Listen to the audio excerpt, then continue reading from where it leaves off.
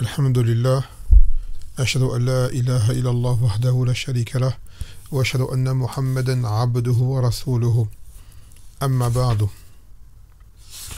حياكم الله ومرحبا بكم. Donc je m'excuse pour le dernier ders, j'étais pas en mesure de le donner faute de temps. Et là aujourd'hui, Bismillah Ta'ala, on va finir ce fasl qui est Adab at-ta'amul bayna al-mu'minin, qui est le chapitre du relationnel entre les croyants. Ce sont 3 hadiths qui restent, on va les finir ce soir, Inch'Allah Ta'ala.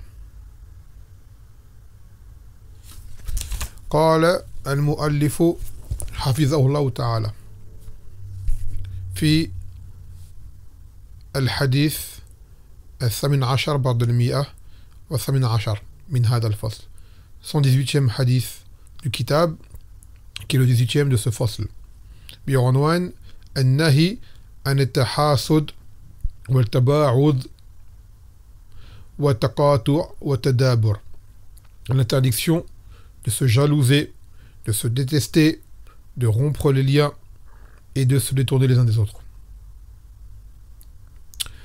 يقول عن أبي هريرة رضي الله عنه قال رسول الله صلى الله عليه وسلم لا تحاسدوا ولا تناجشوا ولا تباغضوا ولا تدابروا ولا يبيع بعضكم على بيع بعض وكونوا عباد الله إخوانا المسلم أخو المسلم لا يظلمه ولا يخذله ولا يحقره التقوى ها هنا ويشير إلى صدري 3 مرات بحسب مرء من الشر أن يحقر أخاه المسلم كل المسلم على المسلم حرام دمه وماله وعرضه رواه مسلم.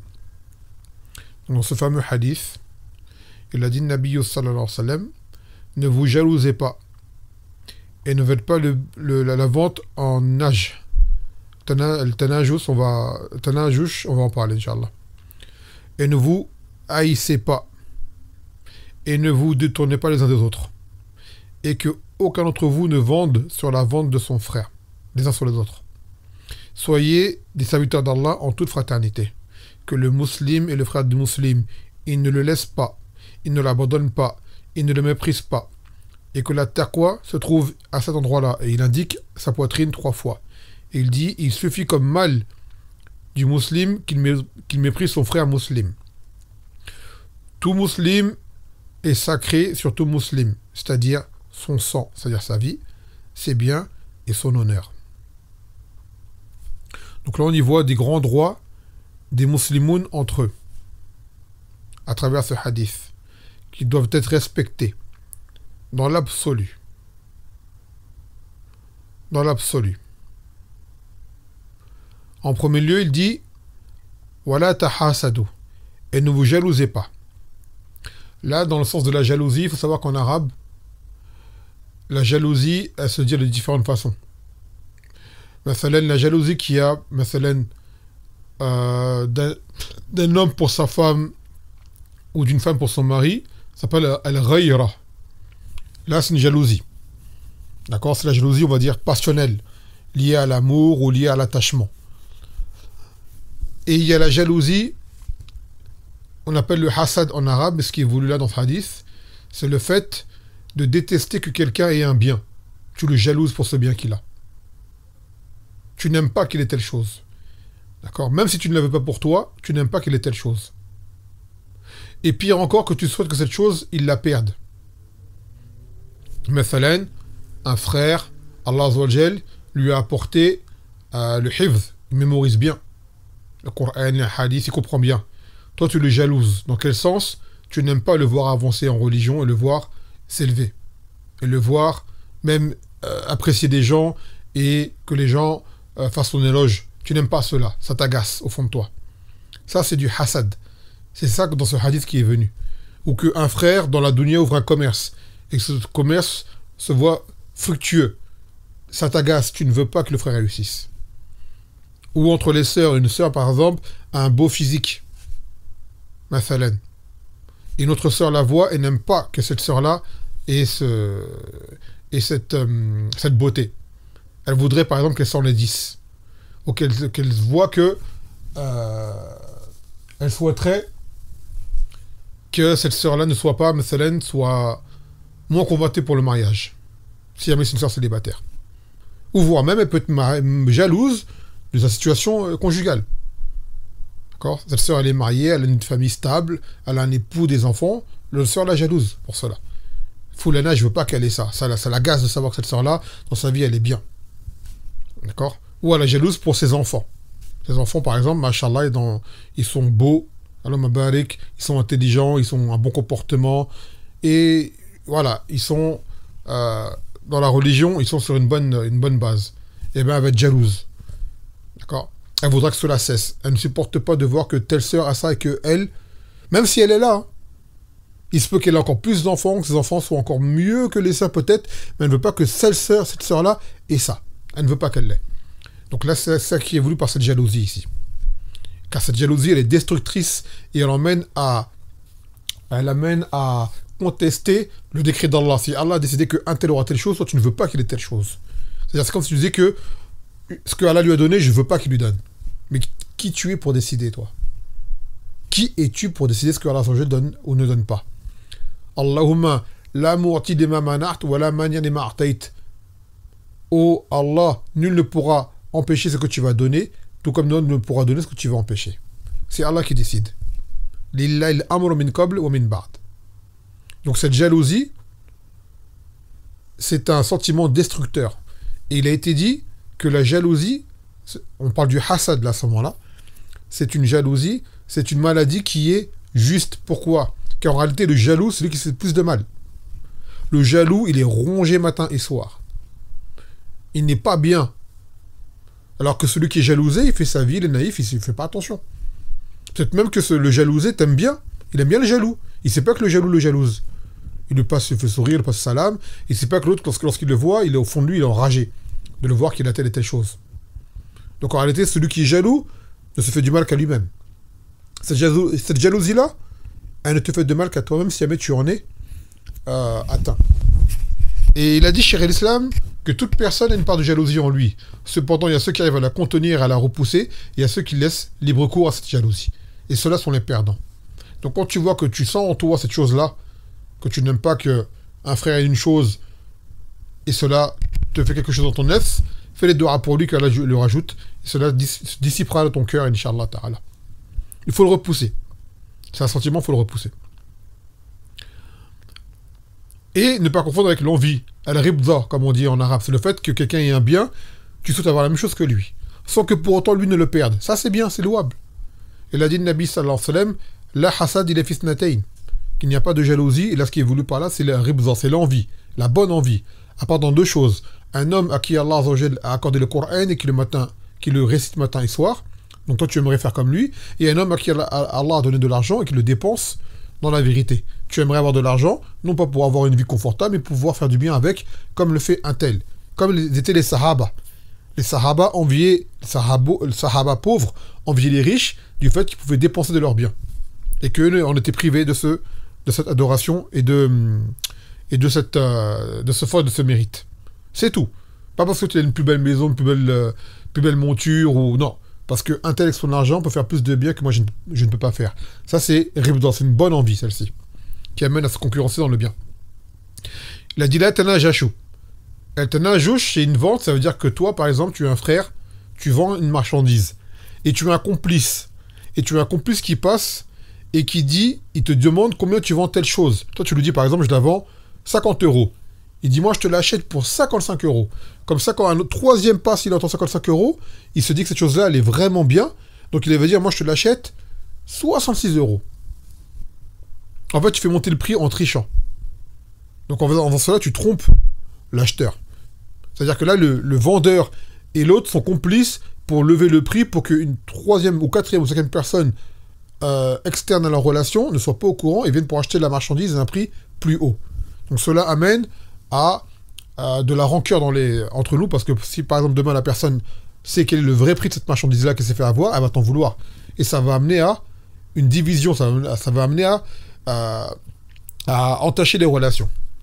Il a dit là, tabarazou, on ne doit pas se détester, on ne doit pas se haïr entre croyants.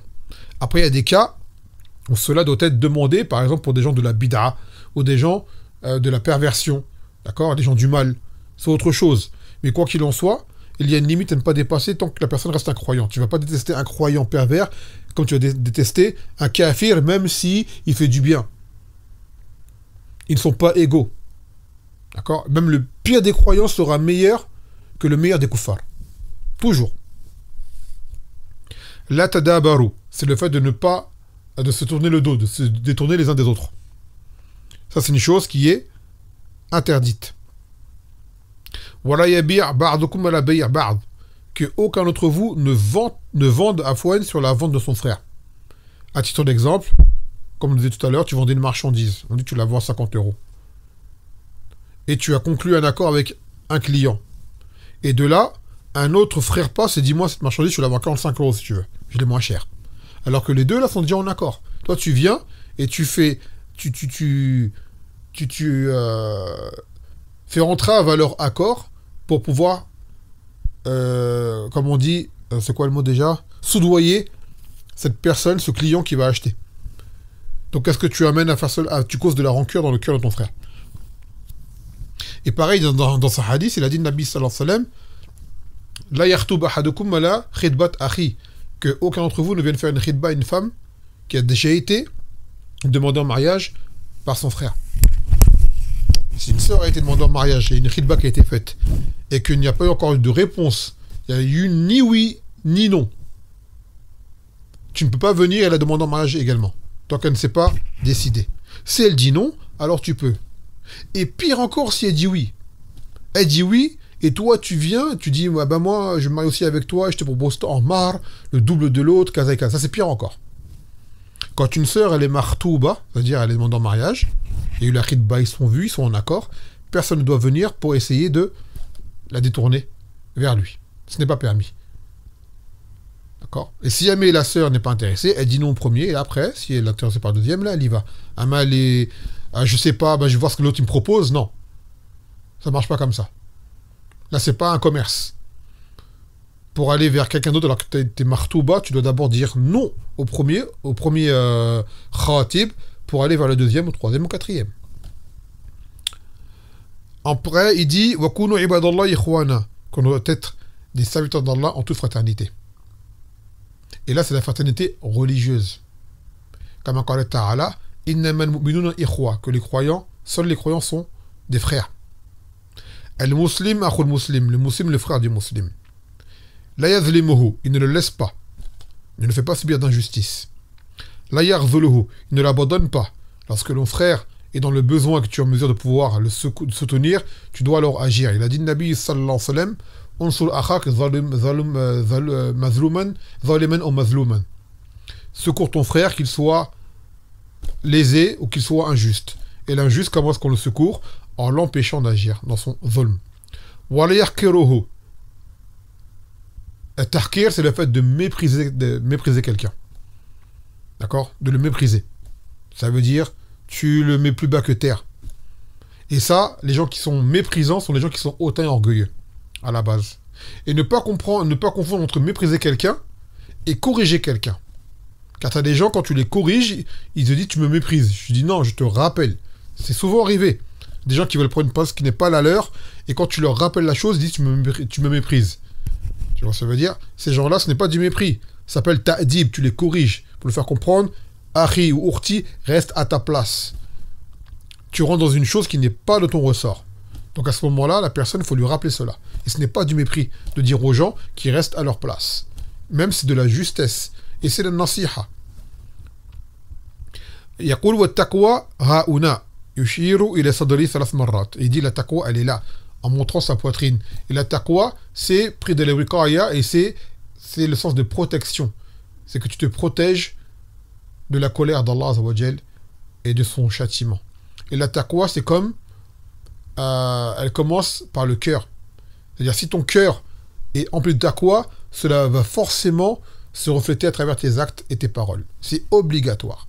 Les gens qui disent que tout ce qui est dans le cœur, ça compte, on dit, en effet, ça compte. Mais ce qui est dans le cœur ressort à travers le corps. Il a dit, Nabi sallallahu alayhi wa sallam, inna fil jasad mudra, iza salahat, salaha al jasad kulluhu, ou iza fasadat, fasada al jasad kulluhu, ela wa hiya al qalb. Si ton cœur il est bon, ton corps le sera. Ça va se voir sur toi. C'est inévitable. Donc ne pas se faire, on va dire, endormir par ce discours des gens qui disent il ne faut pas juger, on ne connaît pas le contenu des cœurs. On dit non, on ne connaît pas le contenu des cœurs, mais les agissements sont des indices du contenu du cœur. Et souvent, ces gens qui appellent à ne pas émettre de jugement sont des gens qui, à la base, sont condamnables. Eux-mêmes, ils savent qu'ils sont condamnables, donc ils ne veulent pas être condamnés pour le mal qu'ils font. Du moins, ils ne veulent pas assumer le mal qu'ils font. Ou alors, sont des gens qui fréquentent des gens qui font du mal, ils savent qu'ils ne pourront pas dire à ces gens-là ce que tu fais, c'est mal, donc ils disent cette règle-là, on ne juge pas les gens. Car ils sont incapables de pouvoir blâmer le blâmable. Donc, pour pouvoir endormir les gens, ils disent on ne juge pas les gens. Alors qu'en islam, on juge les gens. En fonction des actes et en fonction de ce qu'ils nous font apparaître. Il y a les gens, mustaqimoun, de droiture. Il y a les gens, les désobéissants. Il y a les fujjar, il y a les pervers, ainsi de suite. Il y a les kuffars. Un voleur, c'est un voleur. Un menteur, c'est un menteur. Un fornicateur, c'est un fornicateur. Un innovateur, c'est un innovateur. Un arasi désobéissant, c'est un désobéissant. Les gens, on les juge en fonction de leurs actes. Et c'est une chose qui est humaine. Même chez les kuffars, les gens se jugent entre eux. Tu es gentil, tu es méchant, tu es honnête, tu es malhonnête, ainsi de suite. Après, les jugements peuvent être erronés, certes. Mais les jugements sont émis obligatoirement. Il n'y a pas une personne qui ne juge pas une autre personne. Hein, quand on se regarde en apparence, on va se juger. Toi, tu es grand, toi, tu es petit, toi, tu es blanc, toi, tu es noir, toi, tu es gros, toi, tu es mince, toi, tu es musclé, toi, tu es beau, toi, tu es pas belle, toi, tu es moche, toi, tu es intelligent. On se juge. Il faut l'admettre. L'être humain se juge. Après, il faut que les jugements soient faits de façon équitable et correcte, et non pas basés sur nos passions, du fait de juger quelqu'un. Comme tu ne l'aimes pas, tu le juges mal. Ça, t'as pas le droit. Ou quelqu'un, tu l'aimes bien, tu le juges bien alors qu'il mérite un jugement défavorable. Tu n'as pas le droit. Il faut rester équitable. Et ça, c'est très très dur. On vous l'admet. Et l'équité, ce n'est pas une chose qui est accordée à tout le monde, d'être équitable. Ensuite, donc il dit la taqwa, elle est dans la poitrine, c'est-à-dire dans le cœur. Et il dit qu'il suffit à la personne comme mal qu'elle méprise son frère musulman. Le simple fait que tu aies du mépris pour ton frère musulman, tu as déjà du mal en toi. Même si ce mépris, tu ne l'exprimes pas, mais au fond de toi, tu vois ton frère musulman, et voilà, au fond de toi, cet homme-là, ou même une sœur, le musulman, tu le rabaisses pour des raisons qu'il ne mérite pas. D'accord? Car tu as des gens, comme je l'expliquais, des fois, ils font des choses, et ils peuvent, par exemple, le moutadir, Fa'asir, qui ment sur Allah, sur la religion, qui trompe les gens, tu peux le mépriser, celui-là. Il mérite. Car ce qu'il fait induit les gens en erreur et égare les gens. Il a droit du mépris, celui-là. Mais sans dépasser les limites. Et tout musulman est haram sur le musulman. Damuhu, c'est-à-dire qu'on ne tue pas le musulman. Maluhu, on ne prend pas les biens du musulman. Ne serait-ce qu'une chose infime, on ne prend pas les biens du musulman sans sa permission. La seule chose qu'on peut prendre de force à un musulman, c'est une chose qu'il doit. Comme par exemple la zakat, ça revient au gouverneur, ou réclamer une dette, ou alors s'il a endommagé des biens, qu'il les rembourse, ce qui s'ensuit. Sans quoi le reste, prendre l'argent du musulman est interdit. Tout ce qui est impôt, tout ce qui est taxe, c'est interdit, on ne touche pas l'argent du musulman. Ou irdu, son honneur. On ne bafoue pas l'honneur du musulman, ni en insultant, ni en mentant sur lui, ni en faisant du riba, et encore moins de namima, et ce qui s'ensuit, fausses accusations. Et tout cela varie. Tout cela varie. Donc l'honneur du musulman est sacré. Et d'ailleurs, ces trois choses-là, le dem, qui est la vie, le mal, qui sont les biens, et les ird, font partie des 5 objectifs prioritaires de l'islam, qui sont la religion, protéger la religion, la bonne croyance, protéger la vie, protéger les biens, protéger l'honneur ou la descendance, et protéger la raison, c'est-à-dire la décence, ne pas ce qui interdit toutes les choses qui rendent qui enivrent, comme les drogues et l'alcool. Donc ces trois choses-là en font partie. Très important. طيب. Après il dit فوائد الحديث وجوب الأخوة الإيمانية لقوله صلى الله عليه وسلم وكونوا عباد الله إخوانا. L'obligation d'appliquer la fraternité dit à la foi, car il a dit le Nabi sallallahu alayhi wa sallam, soyez des serviteurs d'Allah en toute fraternité. ثانيا تحريم التحاسد والتباغض والتقاتل والتدابر. L'interdiction de se jalouser, de se détester, de rompre les liens entre nous et de se tourner le dos les uns les autres. ثالثا تحريم بيع al-muslim ala bay' akhi, qu'il n'est pas permis au musulman de vendre sur la vente de son frère. رابعا النهي عن إيذاء المسلم بأي وجه من الوجوه من قول أو فعل أو إشارة, qu'il n'est pas permis de nuire aux musulmans de toutes les façons que ce soit, ni par les paroles, ni par les actes, et ni même par des gestes, même par des gestuels. خامسا النهي عما يوجب التباغض والاختلاف والأمر بما يسبب التحاب والائتلاف, qu'il est interdit de faire toute chose qui va aboutir à une détestation entre nous et à une divergence. Tout comme il est obligatoire de faire les choses qui amènent à l'amour entre nous et à l'union. Il faut faire ces causes-là. Et vous allez voir, sachez une chose, les gens les plus, on va dire, combattus au monde, vous savez c'est qui les gens les plus combattus au monde? Les gens que les gens supportent le moins au monde. Vous savez qui ils sont? Ce sont les gens qui ordonnent le convenable et interdisent le blabla. Ces gens-là, les gens ne les supportent pas. Vous pensez que ça va être un dealer, un braqueur, un criminel, un mafieux, ou une prostituée, ou... non, c'est pas ces gens-là les plus... qui insupportent le plus les gens. Ce sont les gens qui ordonnent le convenable et qui interdisent le blabla. Ça, c'était le rôle des prophètes. Voilà pourquoi les gens les ont combattus. Et voilà pourquoi aujourd'hui, on voit les gens, parmi les gens de l'islam, se faire, entre autres, accepter par les koufars, parce qu'ils ne font pas l'ordonnance du convenable. Si on le faisait concrètement, vous verriez le vrai visage du koufar avec nous. Et même entre nous. Même entre nous. Toute personne qui apporte une nasiha et qui montre une vérité, qui dit aux gens de faire telle chose car c'est un bien et que les gens n'aiment pas la faire, ou de ne pas faire telle chose car c'est un mal alors que les gens aiment la faire, ces gens-là sont les gens les plus combattus qui soient. Les moins aimés. De leur vivant. Mais une fois qu'ils sont morts, ah, c'était des gens bien. Oui, mais de leur vivant, vous aurez fait la guerre. C'est facile de faire les honneurs d'un mort. Même les koufars, ils le font. Hein. Quand ils sont vivants, ce sont les pires des gens. Quand ils sont morts, ah, c'était les meilleurs. C'est un héros. Il n'est plus là. Donc il ne te dérange plus maintenant. Il n'est plus là. Mais quand il était là, comment tu te comportais avec lui? Quand il faisait nasiha, quand il montrait une vérité, quand il condamnait un mal, comment les gens le prenaient? Tout le monde le combattait. Donc regardez la chose la plus dure à affronter et à assumer et à endosser, c'est ordonner le convenable et interdire le blâmable. C'est ça que les gens, ça les insupporte. Les gens ne supportent pas qu'on leur dise les choses car ils disent arrête de me faire la morale, arrête de me faire des leçons, tu te prends pour qui, ça te regarde pas. Voilà, ça les insupporte les gens. Regardez bien. Hein. Et voilà pourquoi la dernière fois on en a parlé. Faïda, que ça, Tarwanama, ils ont dit que s'il y avait un sixième pilier dans l'islam, ça serait celui-ci. Al-amr bil ma'alouf wa an-nahi anil munkar. Après il dit Sadisan أن مقتضى الأخوة في الإسلام انتفاء هذه الأمور ثلاثة الظلم والاحتقار والخذلان. Ça veut dire que cette fraternité, elle va annihiler ces trois choses en islam. Ça va empêcher l'injustice, ça va empêcher le mépris et ça va empêcher l'abandon. Si on applique une vraie fraternité, ces choses-là ne pourront pas avoir lieu. سابعا أن احتقار المسلم من كبائر الذنوب, que mépriser le musulman est parmi les grands péchés. ثامنا أن مدار العمل على القلب وأنه محل التقوى والجوارح تابعة له, et que le pivot sur lequel se place l'acte, c'est le cœur. D'accord? Et que les membres ne font que suivre le reste. Le cœur, la taqwa s'y trouve, et c'est, on va dire, le tableau de bord, mais on va dire le volant du corps. C'est le volant du corps. C'est avec ça que le reste du corps va suivre. Taïeb. Si tu as une bonne direction, tu vas dans la bonne direction. Si tu tiens bien le cap, ton corps va suivre le cap. Mais si jamais tu es perdu, ton corps il va se perdre avec toi. Si dans ta tête tu es perdu, dans ton cœur tu es perdu, ton corps il va être perdu également. Ça va le soi. تاسعا تحريم دم المسلم وعرضه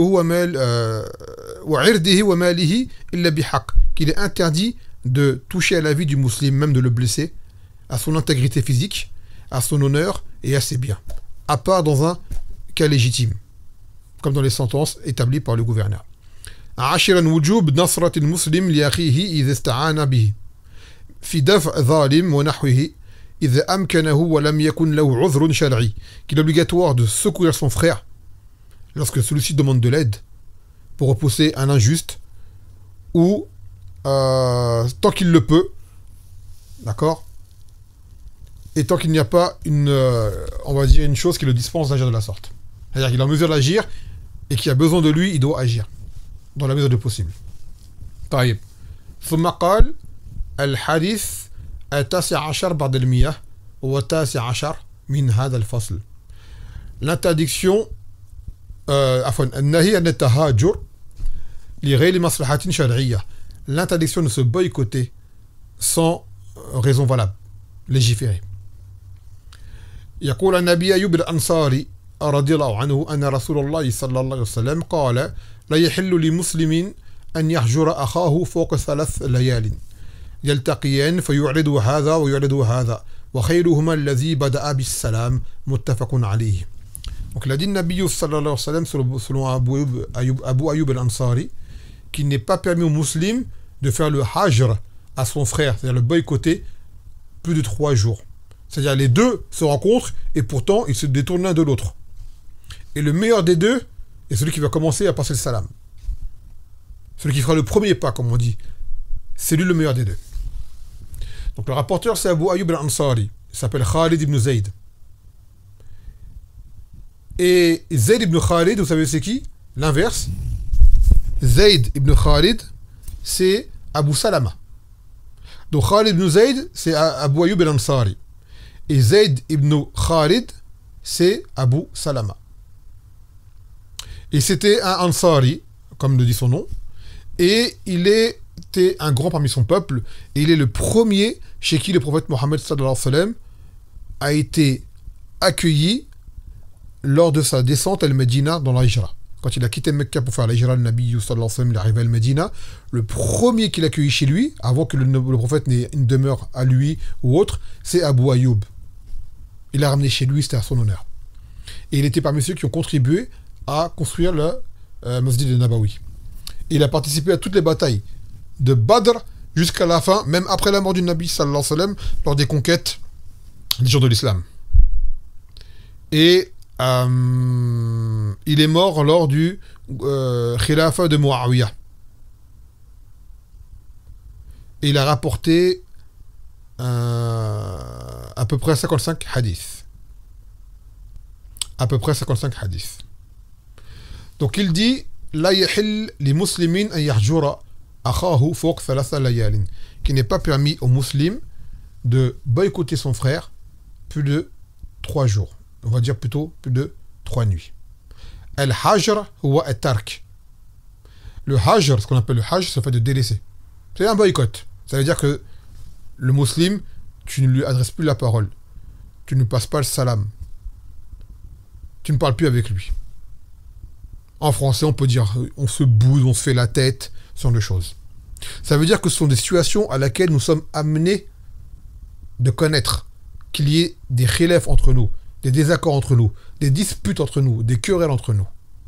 C'est humain. C'est quasiment inévitable. Et une rancœur va en apparaître. Et cette rancœur fera en sorte que tu ne voudras pas voir même un frère avec qui tu étais proche, pendant quelques temps, tu ne voudras pas lui parler. Parce qu'il t'a agacé, il t'a énervé. Tu ne veux pas le voir. Cependant, bien que ce sentiment te soit accordé, il a des limites. 3 jours maximum. Au bout de 3 jours, tu n'as plus le droit, on va dire, de bouder ton frère. Ou ta sœur. D'accord? Tu es obligé de faire un acte qui amène à montrer qu'il y a une relation entre toi et lui. Et pourquoi 3 jours? Car généralement, c'est au bout de 3 jours que tu commences à t'apaiser et à te remettre en question. Celui qui a tort doit mettre son tort et venir s'excuser. Et celui qui a raison, il doit être modeste et tendre la main à son frère pour lui ouvrir la porte du pardon. Au-delà des 3 jours. Et le meilleur des deux, c'est celui qui commencera à aller voir l'autre, celui qui fait le premier pas, en passant le salam. Salam alaikum. Ya akhi. Alaykum salam wa rahmatullahi wa barakatuh. Et de là, un discours s'ouvre et des excuses se donnent. Et des fois, c'est les deux qui ont tort. Hein.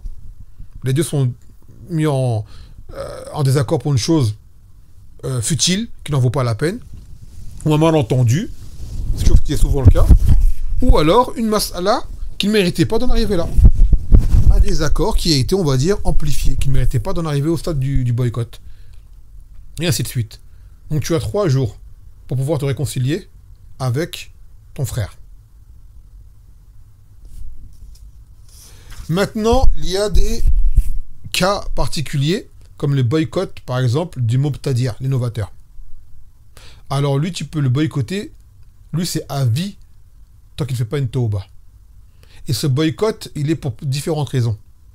Premièrement, l'innovateur, pour te protéger de son mal. Car tu n'es pas à l'abri que cette personne-là te mette des ambiguïtés dans ta tête. Tu parles avec lui, il peut te contaminer. Deuxièmement, pour l'isoler, en guise de sanction. Je ne te parle pas.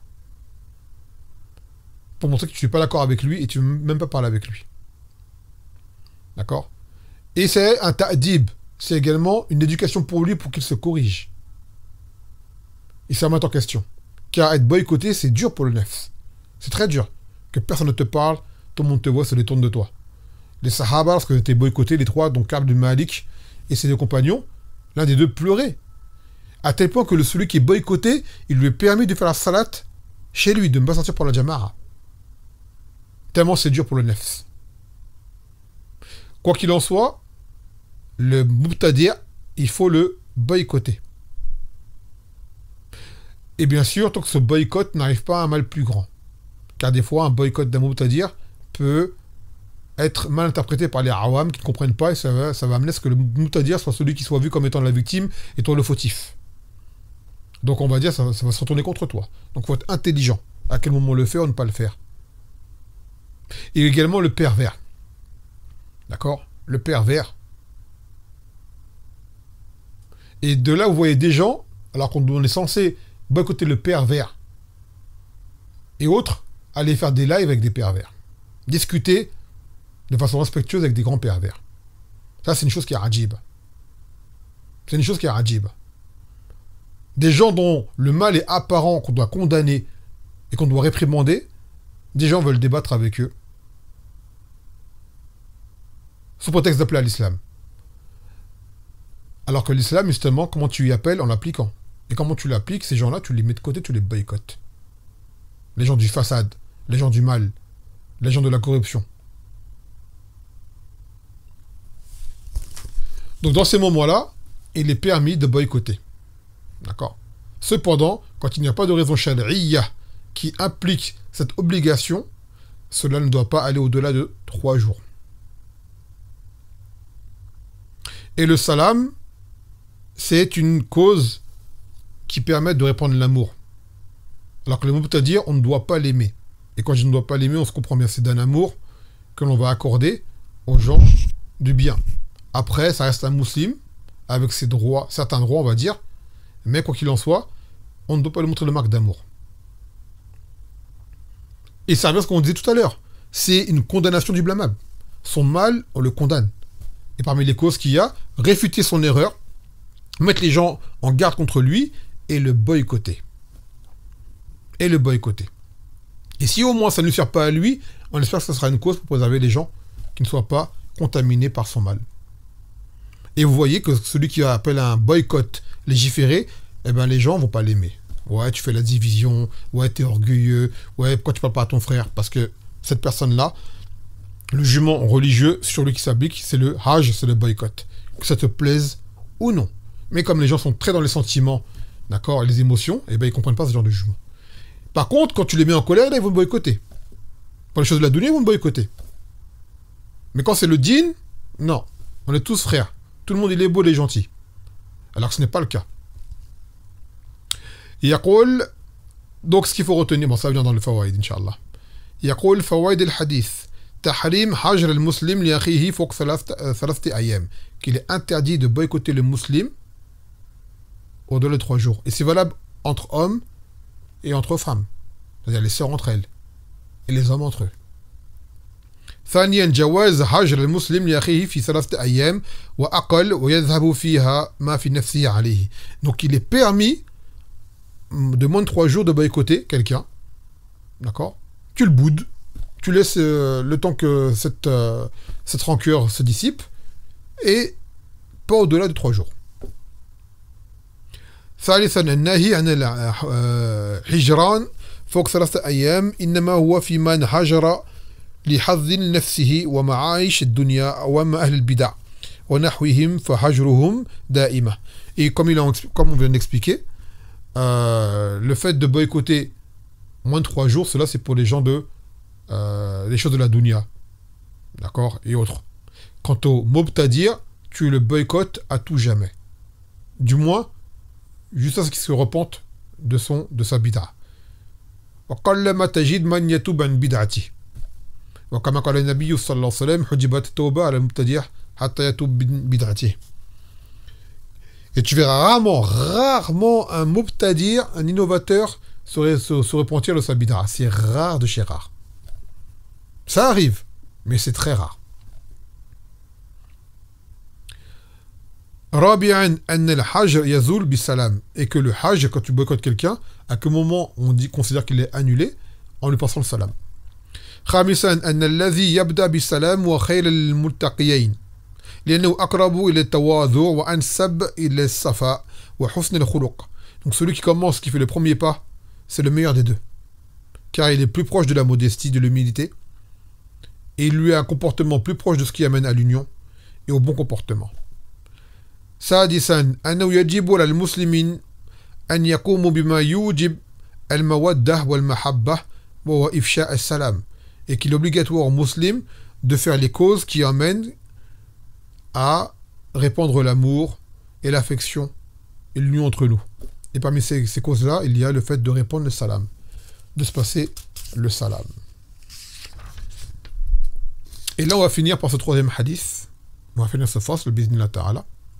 والحديث العشرون بعد المئة 120 حديث والعشرون من هذا الفصل بعنوان النهي عن التجسس, l'interdiction de s'épier, de s'espionner.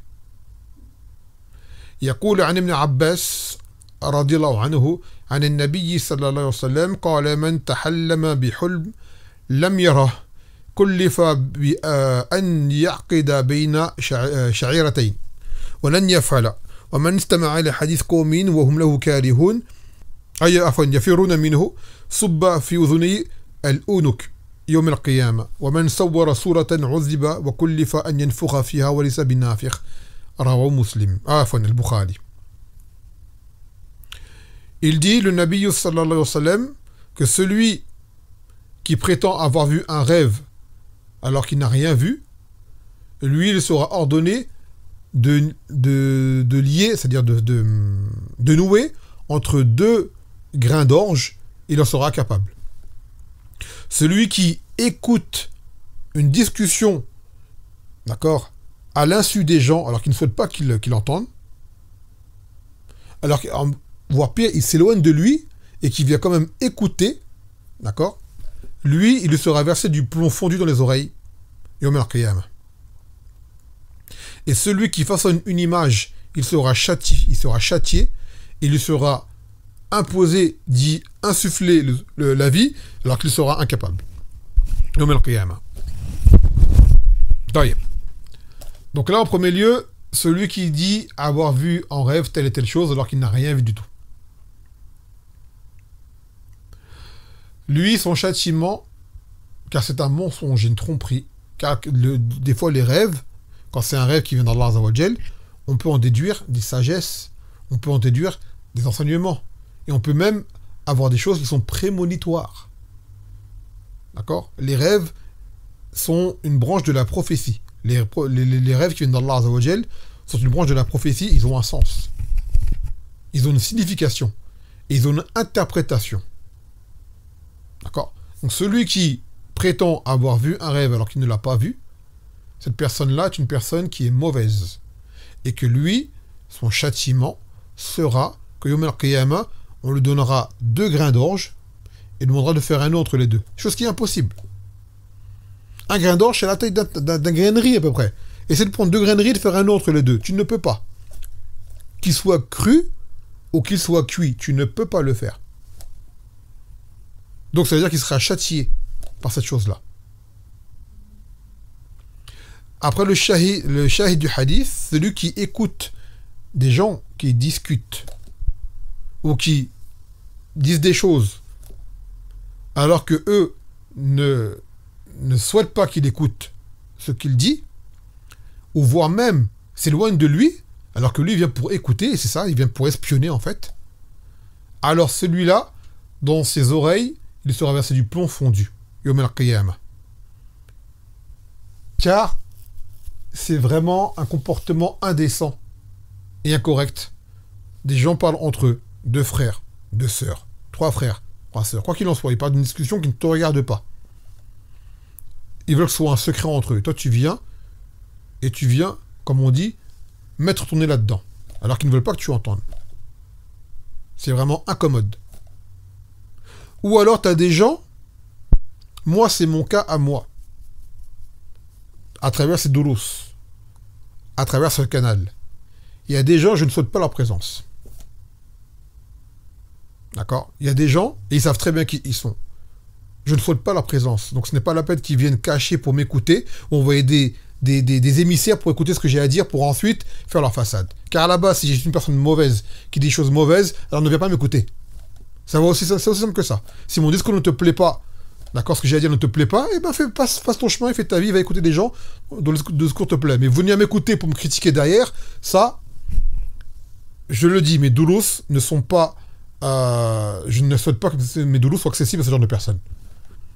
Soit tu viens écouter, tu profites, soit alors tu vas écouter quelqu'un d'autre. Ah ben m'écouter pour me critiquer par rapport à ce que je dis, ça veut dire que c'est pas pour Allah que tu fais ça. Ton but, ce n'est pas la vérité. Ton but, c'est ce qu'on dit dans le hadith de tout à l'heure. Ton but, c'est de nuire à l'image de la personne. Est-ce que nous, on va écouter les mubtadi'a? Si demain, une personne dit une chose parole qui est mauvaise, on va l'écouter, on va réfuter. C'est tout. Par écrit, par audio, ce qui s'ensuit. Mais est-ce qu'on va pour autant aller épier qu'est-ce qu'ils disent, qu'est-ce qu'ils font? On n'a pas que ça à faire. Kama qila min husni islam al-mar'i tarku ma la ya'ni. Parmi le bon islam de la personne qui délaisse, qui ne regarde pas. Quelqu'un il dit une parole qui ne m'intéresse pas, je ne l'écoute pas. Est-ce que nous, on va dans les doulos des soufis pour écouter qu'est-ce qu'ils disent? Non. On va chez les Ikhwan écouter qu'est-ce qu'ils disent? Non. On va voir les Hizbi écouter qu'est-ce qu'ils disent? Non. On n'a pas le temps, on a déjà tellement de choses à faire pour nous-mêmes. Donc on dit à ces gens-là qui viennent écouter en cachette avec des comptes anonymes ou qui envoient leurs émissaires écouter pour rapporter ou quoi, ces gens-là, sachez une chose. Je crains pour vous que ce hadith ne s'applique sur vous. Vous n'êtes pas les bienvenus ici. Vous n'êtes pas les bienvenus. Encore pire quand je bloque quelqu'un et qui trouve le moyen de détourner pour venir quand même. Là, c'est de l'acharnement. Mais ces gens-là ne se font de mal qu'à eux-mêmes. Ils ne me nuisent en rien à moi.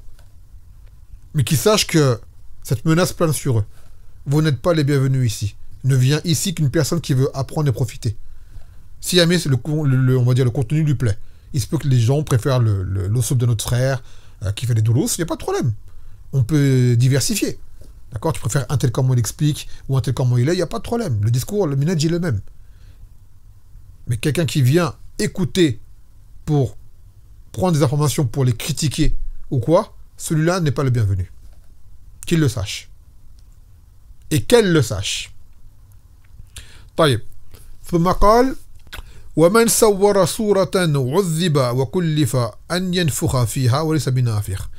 Là, c'est la masala que l'on vous répète tout le temps et tout le temps et tout le temps. Celui qui va façonner une image, c'est-à-dire une image dhat ruh, d'un être doté d'âme, humain, animal. Un humain, un animal. Et que cela soit par le dessin, que cela soit par la photographie, que ce soit par les vidéos, tu filmes quelqu'un, tu photographies quelqu'un, tu dessines quelqu'un, tu sculptes quelqu'un ou un animal, tu rentres dans la menace, car ça, c'est parmi les grands péchés. Et que cette personne-là, on le dira yawm al-qiyamah, mets le souffle de vie dans cette chose dont tu as fait l'image. Et tu ne pourras pas le faire. Tu ne pourras pas le faire.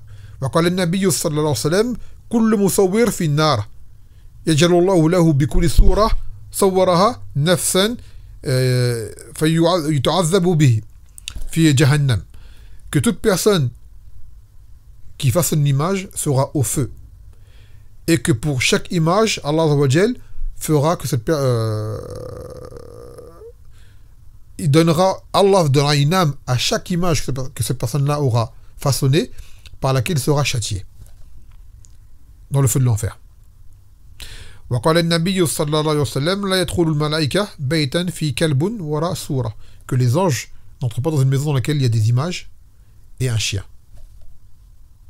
Et la chose, comme on l'expliquait, c'est pareil. Tu mets une vidéo, tu chasses les anges de chez toi. Tu mets une photo, un dessin, tu chasses les anges de chez toi. Tu mets un chien, tu chasses les anges de chez toi. Les hadiths sont clairs. Donc toutes les personnes qui viennent dire oh, la vidéo ça rentre pas dedans, la photo ne rentre pas dedans, désolé. Vous n'avez aucune preuve pour dire cela. En arabe, ça s'appelle soura. Vous allez en arabe, dans un pays arabe, ça s'appelle taswir. C'est quoi taswir? Faire une image. Faire une photo, on appelle ça mousawir. Un photographe s'appelle un mousawir. C'est le même mot en arabe. Donc, vouloir diviser, faire croire que ça rentre pas dedans, ça n'a aucune preuve. C'est un ijtihad qui n'est pas accepté et nous, on est en droit de blâmer les gens qui font cela. Qui qu'il soit, que ce soit un savant, que ce soit un prédicateur, que ce soit un touriste, que ce soit un gens pendant la Umrah, qui tu veux, on peut dire aux gens ce que tu fais c'est haram, tu n'as pas le droit de le faire. Et qu'on ne peut pas dire, oui, il y a divergence. Ta divergence, peu m'importe, tu n'as pas le droit de le faire, c'est haram parmi les kaba'ir. On vous le dit. C'est pour cela qu'on blâme souvent les gens qui font cela, et le taswir, ça mène à beaucoup de mal, beaucoup de mal. Même au-delà des punitions religieuses, ça mène à beaucoup de mal. À ne pas baisser le regard. Ça amène à l'ostentation. Ça amène à accrocher des gens aux individus. Ça amène à plein de mots, à la perte des mœurs. Charles Abed, il l'a dit, que plein de jeunes ont été perdus à cause de quoi? Des images. Et en plus, ça accroche à la dunya. Quand le Nabi sallallahu alayhi wa sallam est rentré chez lui, qu'il avait vu sur les rideaux avec des images d'oiseaux, il les a arrachées et il a dit, ça me rappelle la dunya. Alors que la dunya, normalement, on s'en détache.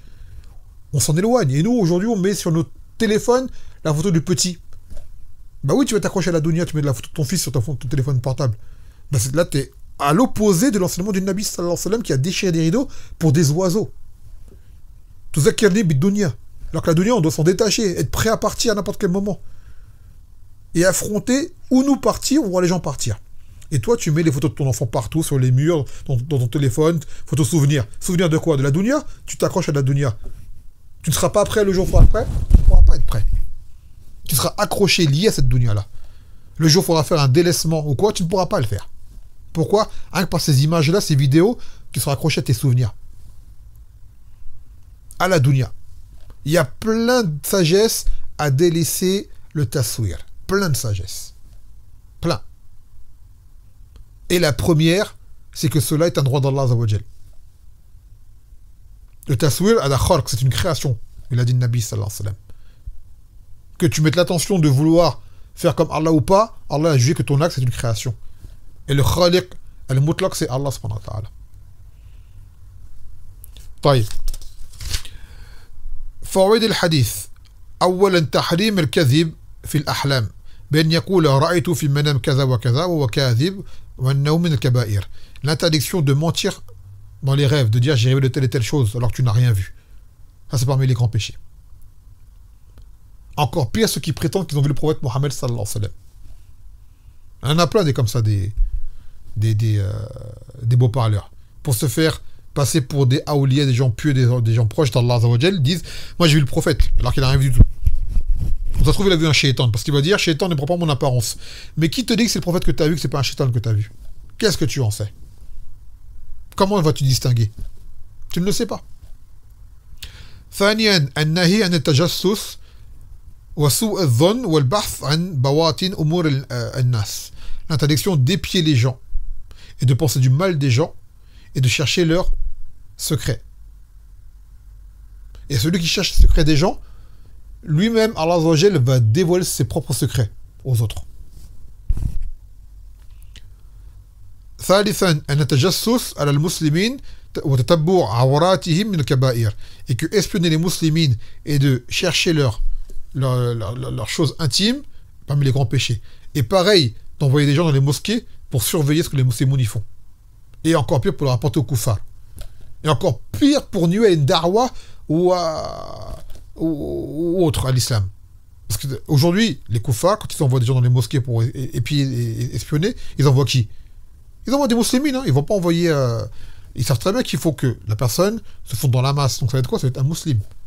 Celui-là, c'est un traître. Celui-là. Et vous savez, il a dit Chamokbil que si jamais les espions faisaient vraiment leur travail, c'est-à-dire quand ils viennent dans un ders et qu'ils rapportent mot pour mot, de façon équitable, ce qu'ils ont entendu dans le ders, ce ne sera pas indicateur. Cependant, eux, ils viennent pour chercher un mal, ils vont mentir sur toi. Il a dit ça, il est comme ci, il est comme ça, il embrigade les gens, il parle sur ceci, c'est un extrémiste, il appelle au terrorisme, alors qu'il n'y a rien de tout ça. Mais comme ils n'ont rien, ils n'ont que le mensonge pour le salir.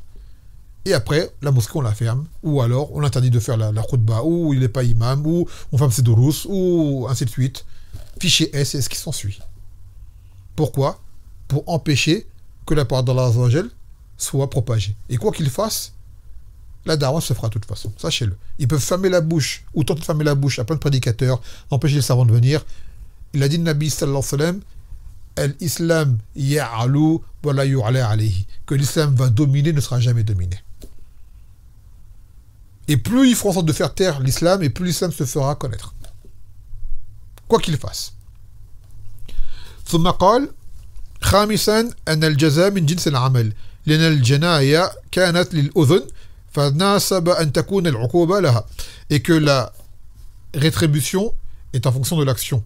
Et comme la personne a fait son mal, c'est-à-dire elle a espionné avec ses oreilles, alors il sera châtié au Qiyamah dans ses oreilles, avec du plomb fondu. Je pense que vous avez déjà fait l'expérience avec de la cire de bougie, d'en faire couler une goutte sur votre main. Ça brûle 2 secondes. Ça dure pas longtemps, mais ça brûle. Tout le monde s'est déjà brûlé avec du feu. Pourquoi? Là, c'est du métal fondu. Du métal fondu qui sera versé dans les oreilles. Pourquoi? Parce que tu es parti écouter ce qui ne te revient pas. Là, dans ce bas monde, tu le minimises. Tu dis, c'est rien, j'écoute. Yom al-Qiyamah, pour cet acte qui paraît aussi anodin et infime à tes yeux, tu t'exposes à ce châtiment douloureux Yom al-Qiyamah. Donc, reste à ta place et occupe-toi de tes affaires. C'est ce qu'il y a de mieux. Là, on parle de quelqu'un qui va aller écouter. On ne dit pas quelqu'un qui a entendu malgré lui. D'accord? Quelqu'un qui va aller écouter alors qu'on ne veut pas qu'il écoute. ثالثا لا يدخل في النهي التجسس على العدو في الجهاد أو من عرف بالقرائن عزمه على جرم أو فساد. Par contre, cet espionnage, cette sentence, on va dire cette punition, n'est pas pour une personne qui va espionner pour une raison valable. Comme par exemple espionner les ennemis.